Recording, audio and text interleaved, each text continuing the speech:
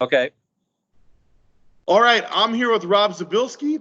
Rob, we're talking about the WAKO tournament coming up here at the end of March in Delaware. Why don't you introduce yourself and tell us a little bit about WAKO? Okay. My name is Rob Zbilski. I'm the president of WAKO Team USA Kickboxing.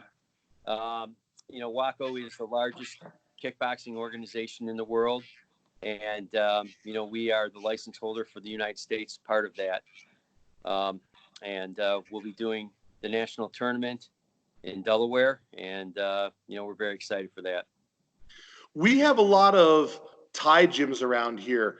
You don't have the license for Thai. You have the license for K-1 kickboxing, correct? Right. WAKO basically has 7 rule styles in their organization. They start from, like forms and weapons and traditional karate, like point fighting. Then they go into kick, light, and continuous, which is all mat sports. And then we also have 3 ring sports. We have full contact, which is above the waist. We also have low kick, which is above the knee. You kick the inside, outside knee. And then we have K1, which you can kick the whole leg. You can spin back fist. You can clinch a knee. So those are the 7 rule styles in WAKO. This tournament here, we're focusing on 3 of them: full contact, low kick, and K1. And you commonly refer to those as the ring sports versus the tatami sports, correct? Right. That's correct. Very good. So this tournament, I'm really excited about it. Tournaments are pretty popular in Delaware. So what makes this tournament different, being with WAKO, than with another organization, which might eventually lead to its own world championships? Right. Well, our world championships are the biggest in the world. Last year when we fought in Bosnia, there was over 70 countries at that tournament. We brought 23 fighters that represented the United States. We won 4 medals. So the competition is, I think it's the best competition in the world. There's guys that fight in, the other organizations and other tournaments. And when they go to our national tournament, our world tournament, they see the level that's there. And a lot of those guys are fighting on pro circuits everywhere around the world. So you're not going to get better competition. Our tournament that's coming up in March, it's like no other tournament, because WAKO is a sanctioning body for the World Games in 2021. So this tournament that we're doing coming up in March, the winners of these tournaments, we're also in the World Combat Games, which will be for full contact, which will be next June, I think, in Kazakhstan. So that'll be also included in this tournament. But the winners of this tournament, whether they're juniors or seniors, they'll have the ability to be on Team USA and travel to different countries. Our juniors will fight in Serbia. And again, you'll fight against 60 countries, 70 countries, top, junior amateur competition. The best kids in the world. And then our seniors can fight they'll fight in Brazil for the Pan American Championships. And what's great about that is if in 6 of those weight divisions, 3 of them are males, 140, 168, and heavyweight.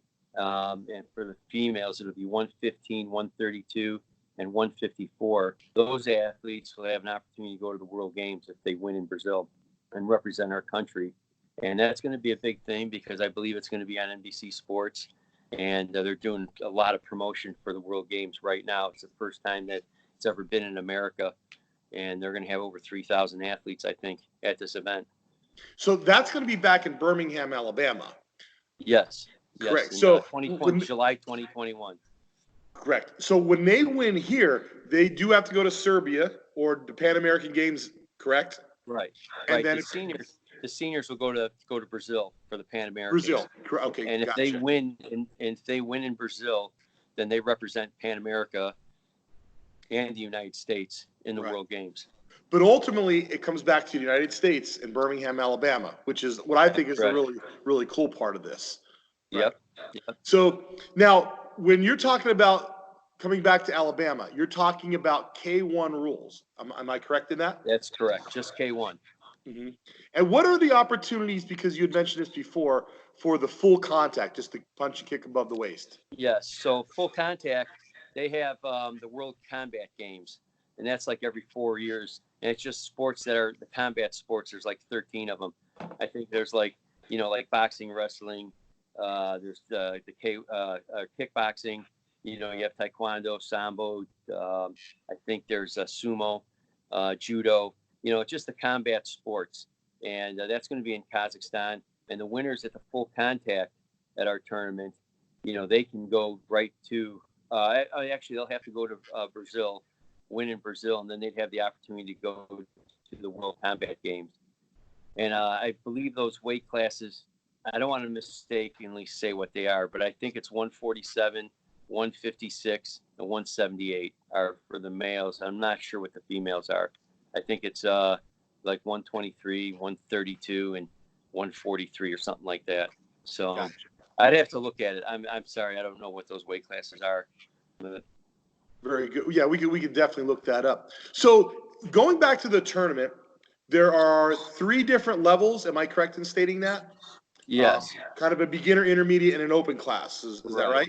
Right. And the open class is what eventually goes on and keeps moving forward. Right. So, basically, we want to include as many people as we can into WAKO and our style of fighting. So, we have 3 divisions. The first division is our C division, and that's for fighters that have less than 5 fights. Then the next division would be our intermediate division, which would be 6 to 15 fights. And then after that would be our amateur, it would be our A division, and that division would be 15, 16 fights or more, or professional. And, there's full disclosure on that. So, we're looking, the reason why we have that is we're looking to put the best fighter on Team USA, whether it's pros or amateurs. Sometimes some of the amateurs are better than some of the pros that we have because maybe they don't fight as much, or, they're coming back from, being off or something like that.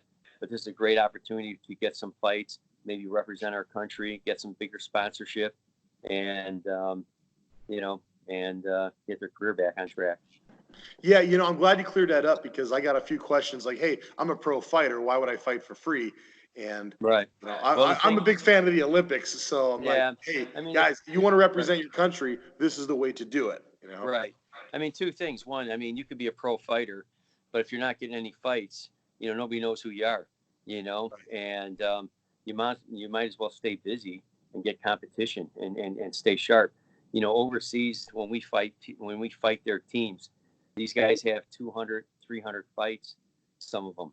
And, they're fighting whatever opportunities there are, whether they're getting paid or not, because their skill level improves.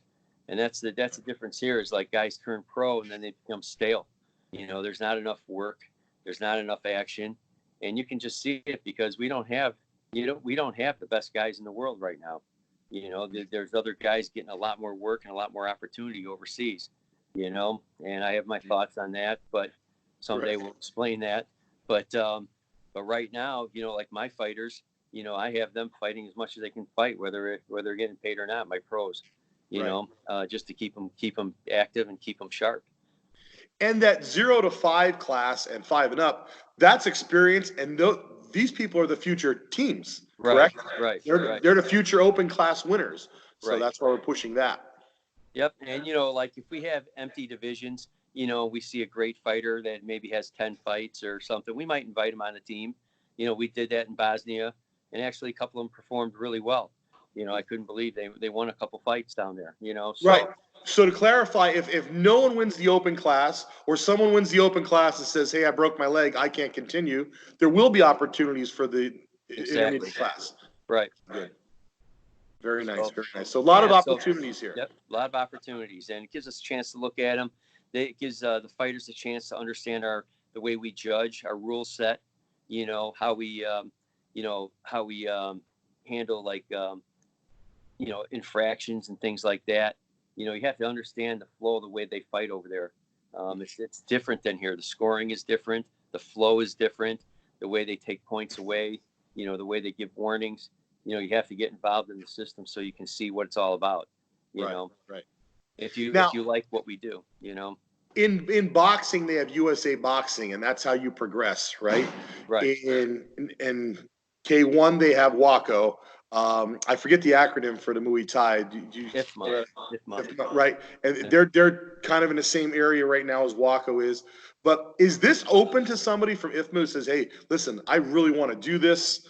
I want to open up my opportunity." So, is it open to the Thai fighters? Do you welcome that?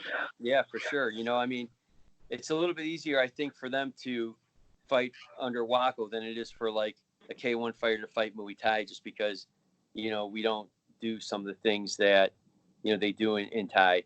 But for the Thai fighters, again, it's like lessening weapons, which might be hard for them, but it's easier for them probably to fight with us than it is for us to go and try to fight Thai rules when we're not used to some of the extensive clinching and catching the kick and some things like that. But, our best fighter, well, one of our best, I don't want to say our best, but one of our best fighters last year was Nate Gaston, and he was, he probably would have medaled in the IFMA tournament if he didn't hurt himself. But, he ended up getting a bronze medal for us in Bosnia. And, we are welcoming all the Thai fighters to come in and work with us. I'm looking for the best fighters. I don't care where they come from. Right. We need to represent our country. We need better fighters. We need better fighters. Does IFMA see WAKO as competition or as an asset to work together with? No, I don't think so. I think I've been on the phone with their president, Michael Chase Corley, several times. We just talked actually a couple of days ago, and we're talking about more collaborative things and working together. And in fact, Pam and Pete Peterson, that have been running the TBAs, have offered WAKO to come in and work with them in a tournament in October. I saw that coming. Yeah. So I mean, they're in the same boat we are. We're both trying to represent our country. We're both growing. There's no competition because they're two different sports, but athletes, can jump back and forth and benefit from both. We do have some K-1 fighters that fight Thai and go to the TBAs. We have some guys that just strictly want to stay K-1. But as far as the competition goes, we're just both so small and growing that it's that there's really no competition between us. And like I said, we are collaboratively working together on our applications. So right. You had mentioned the size of WAKO once before. What is the membership for WAKO? I almost fell out of my chair when I heard that number. They said over 1 million. So yeah, we're in 122 countries, I believe, 122 countries. Right. That's not WAKO USA. That's WAKO right, as a right. Our membership, we've got a couple thousand. We're growing. We've got about 60 schools that have come on, to become WAKO school members. And like I said, we've just started getting our stuff together where we can actually start really growing now, and having your help promoting this event, really, really helps us out a lot. So, right. Let's get down to the nuts and bolts of a fighter. I'm a new fighter to WAKO. I go to wakousa.org. I register. What do I need then? What is the blood? I know the medicals are similar to USA Boxing, right? So what does the fighter need, and what is the process between now and the tournament? Well, if I'm just registering today. Yeah, right now, the only thing that we require is a physical from their doctor, and we have a form that will be on our website that they can download. And then we will also give a physical, before the event. We'll have a medical doctor giving physicals before the event, after the weigh-ins. So that's very simple. Become a member is only $20 right now. Everyone has to become a member, to fight in WAKO. With that, they'll get a certificate saying that they are a member of our organization. And then I forgot what was the rest of the question on that. Well, just what do they need to do between now and then? Oh, and I'm surely I'm going to get a question. Hey, I have a physical from 6 years ago and I'm still feeling good. That's yeah. How old can the physical be? So, really it should be within 6 months, okay. Gotcha. and it really should be on our paperwork. It should Gotcha. be one of our, so if they could take our paperwork, if they had a physical done, they can maybe get their doctor to fill out our paperwork and sign off on it. We're fine with it. Right. But other than that, yeah, the only thing they have to do then is come and weigh in, register, come and weigh in. We provide weigh-ins. Yes. Throughout the weekend. When do weigh-ins happen? So weigh-ins will happen from 10 o'clock to about 5 o'clock on Friday. On Okay, Friday. we'll be there all day doing the weigh-ins and physicals. We'll have the matches done by Friday night, and out so everybody can see who they're fighting. The people that win on Saturday, if they have to fight on Sunday, they'll have to weigh in again on Sunday morning, and that weigh-in will And be they will have to make weight again, correct? Yes. It can't be 20 pounds over. Right. Or is there a 1 pound? Is there any grace there? There is a 1 pound for the scale that we're going to give. 1 pound for the scale. Mhm. So, but they have to maintain their weight. We're trying to get them so they're used to the way it's going to be overseas, because when we go overseas, we weigh in the first day we get there, and then we don't weigh in until the day after we fight. If we fight the first day, if we don't fight the first day, you still have to make weight the second day. They could weigh in 5 days in a row and have to maintain their weight. So that's why it's important that this tournament, guys aren't, dropping a lot of weight, and then we put them on the team. Then we go to Brazil in, November, and these guys, they can't make weight every day. They really need to fight at a weight that they can maintain for 3 or 4 days, Good. So that's why we're doing it this time, and hopefully we'll get as we move forward with regional tournaments and national tournaments as we grow. This will be the standard. Right. Yeah, I mean, you have a goal in mind, and you know what needs to be done, and we're just getting the athletes acclimated to that, correct? Yep. Right. So, what else was I going to say here? So we have the tournaments coming up. The tournaments are going to start at 10 a.m., 9 a.m. in the morning? Yeah, probably start at 9:30 in the morning. And what is your general thought process of how the matchups will occur? Am I going to end up fighting fights back to back to back, or how does that work? What is your thought process? Usually we start at weight classes. Mhm. So, or we'll start with who the biggest brackets are. Right. Those would usually go first in case they have to fight twice in a day. Mhm. Okay. So, so we'll try to knock off the biggest brackets the first, and then we'll go from weight classes. And we might start with the juniors, then go to the adults, and so forth. But the biggest brackets will fight first on Saturday morning.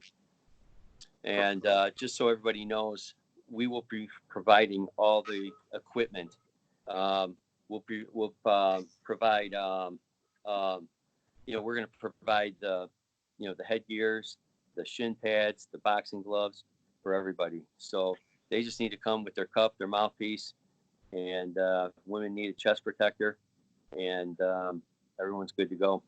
And the wraps, it's not tape and gauze, correct? Right. It's not tape and gauze. It's a hand wrap.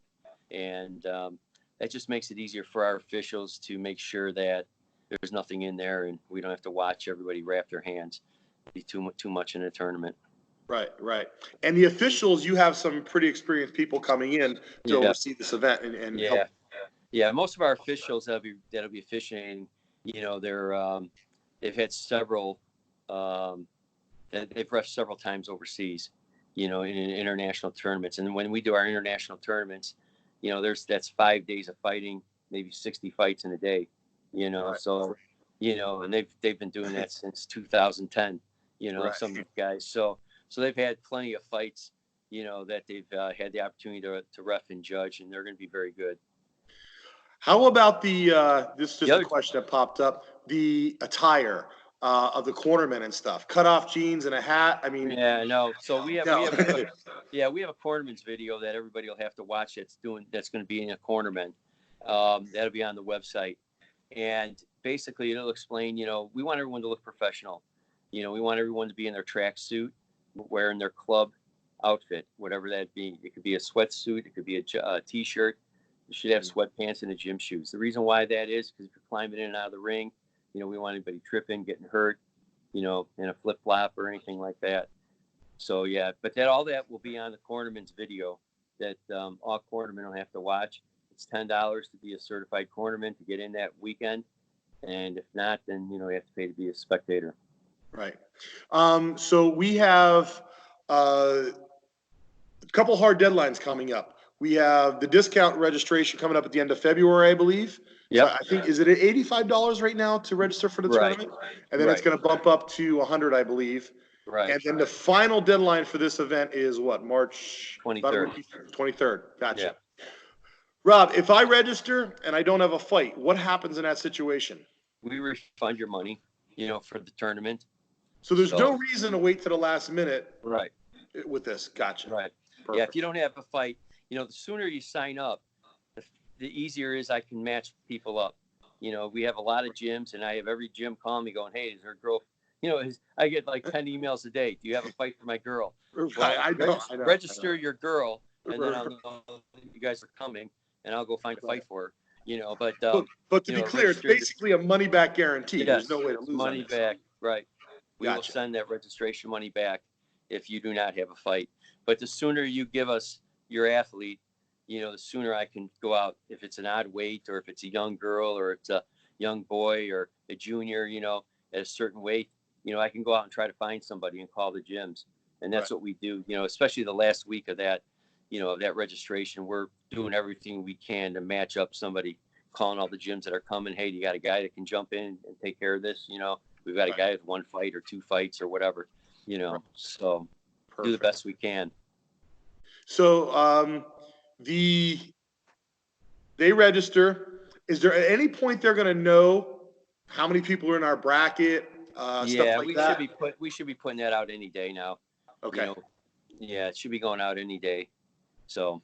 But again, it's the money back guarantee. Yeah, it's the money back guarantee. Right. If we can't get you a fight, then your money, your registration fee will be paid back. Good. Rob, I think this went fantastic. I think it's going to be very informative for the folks that watch this, getting ready for this tournament. Is there anything that I missed or that you would like to add, or just reiterate again? No, I mean, this is a great opportunity for everybody. And no matter what level of fighter you are, you have an opportunity to participate. And, it'd be a good thing to get with our organization, because we're really moving forward on a lot of things. It's a lot of things I haven't announced yet. And, it'd be a good opportunity to get with us, get the experience. And a lot of the fighters that are going to be there have international experience. And, you're going to see the difference between those fighters and some of the guys that don't have that. So it'll be an exciting tournament. It's in a great location, got a great facility, and, they're great referees. We provide all the gear. All you got to do is get there. Right. All you got to do is get there. Hey, what about, I don't want to dwell on this too much, but how do I get to that next level? What is the steps? Once I win here, I get my gold medal, how do I fund that next level? I mean, that's got to be a question that comes up a lot. Yeah. I mean, a couple of years ago, we funded over $50,000 for fighters. Depending on the money that we have in our organization, we are a 501c3. There are certain fighters, they're the highest level fighters that we might sponsor or find sponsorship for or fund.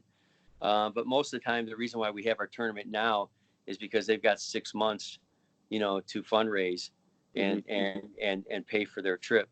If we go to Brazil, you're probably looking at about $1,800 for everything: food, airfare, hotel, tournament fees, somewhere right around there.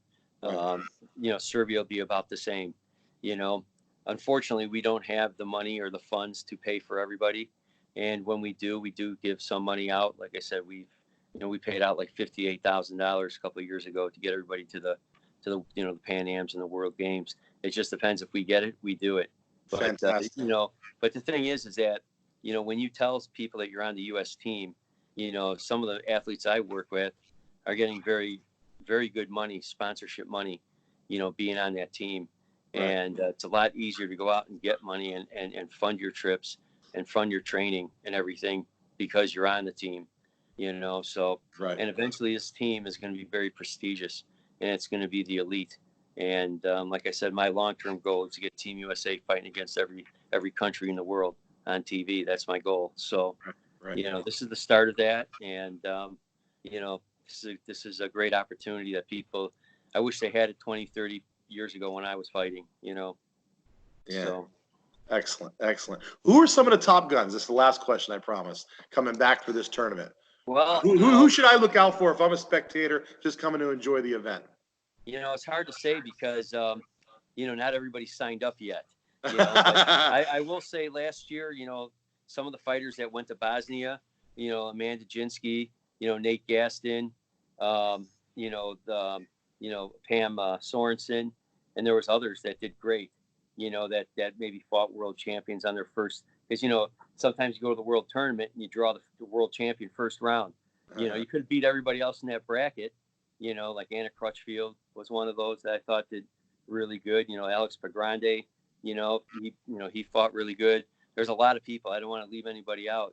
You know, our Team USA fight, Romeo Roscoe just did really good, beating the bronze medal from Bosnia in the Poland USA fight. You know, so there's a lot of people, and there's a lot of people I don't know. I'm seeing names right now signed up from gyms that we don't work with a lot, you know, that are coming down that, you know, and I think if these IFMA guys get in and fight with us, there's a lot of good fighters there too. You know, so I'm excited about it. Let's see what happens. And my goal is just to get the best team that we can get. I don't care where they come from. How do you kick off the bracket? Is it luck of the draw? No, we will, you know, there will be like, you know, like anybody that won last year, you know, we'll get a top seed, you know, so if there's a bye to be given, we'll give it to them. Other than that, you know, we'll probably go by records, which will be, you know, highest versus lowest, you know, so in that bracket. So, you know, if you have two guys at the A level, you know, one guy's got 30 fights and his record's better than the guy that's got 28 fights, you know, he'll get the bye, you know, or whatever. But that's the way we'll do it. All right, Rob, I think we should wrap this up. Again, I think it was outstanding. If there's anything you want to add or anything later on, just let me know. But I appreciate you, and I'm looking forward to WAKO coming to Delaware. Well, we appreciate you, because without you, we wouldn't be in Delaware. So thank you. Thank you.